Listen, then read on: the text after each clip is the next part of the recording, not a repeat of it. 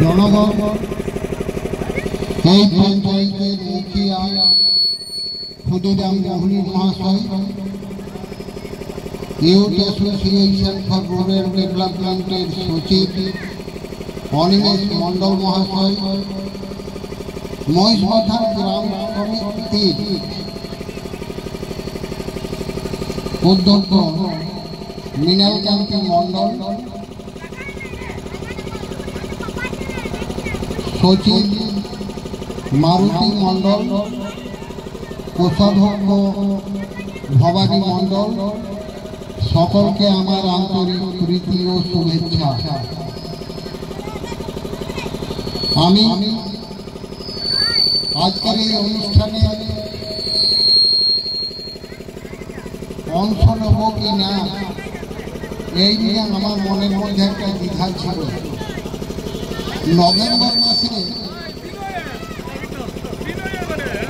November মাসে আমার মা মারা গেছেন। আমাদের হিন্দু ধর্মে বা সনাতন ধর্মে মা মারা গেলে বা বাড়ির কেউ মারা গেলে 1 বছর কোনো শুভকে অংশগ্রহণ করা যায় না।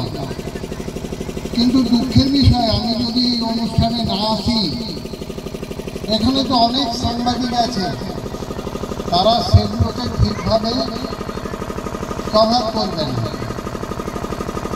কিন্তু আশ্চর্যের ব্যাপার, পুরো ঝাড়খণ্ড রাজ্যে এই মহিষবাথান গ্রামে যে বসন্ত উৎসবের আয়োজন হয়ে আসছে আজ 4 বছর ধরে, এটা নিজের একটা দৃষ্টান্ত।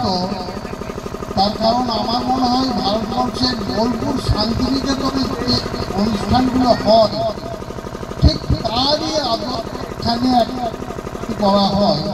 এটা একটা বিরাট ব্যাপার। এবার একটা কথা বলা উচিত যে এখানে আয়োজকদের অনিমেষ মণ্ডল বলছিলেন যে এই মেয়েটি আন্তর্জাতিক মাতৃভাষা দিবসের অনুষ্ঠানে ভারত সেবাশ্রম সঙ্গে গান পরিবেশন করেছে, নৃত্য পরিবেশন করেছে। এ সম্বন্ধে একটা কথা বলা খুব দরকার। 1993, 94, 95 আমি আসতাম রেগুলার। সেই সময় আমি দেখেছি এবং আজকেও আমি দেখছি। আমি গত বছরও বলেছিলাম, আজ আবার রিপিট করছি যে আজকে এখানে যে অনুষ্ঠানটা হচ্ছে, এই অনুষ্ঠানটা আমার যে গ্রামে বাড়ি সেই গ্রামে করা সম্ভব না। সেখানে মানুষ এখনো জাতিবাদী চিন্তাধারা, আমি ব্রাহ্মণ, আমি লায়েক, ও বাউরি, ও বাগতি, ও ডোম, ও মুচি, এই যে নোংরা চিন্তাধারা নিয়ে কোনো সৎ কাজ করা যায় না।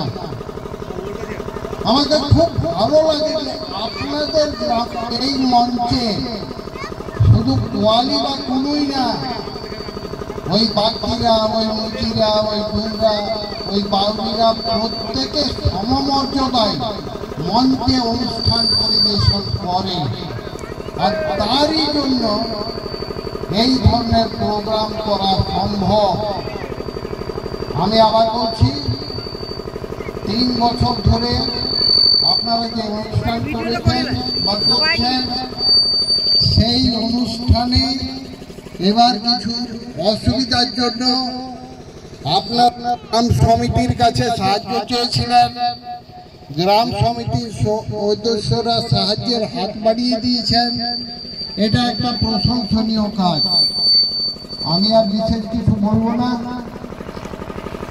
আমি এখানে আমার বক্তব্য শেষ করছি এবং আশা করছি যে আগামী দিনে এই গ্রামে এই ধরনের কাজ করে পুরো রাজ্যে মহিষবাথান তার দৃষ্টান্ত প্রস্তুত করবে। নমস্কার।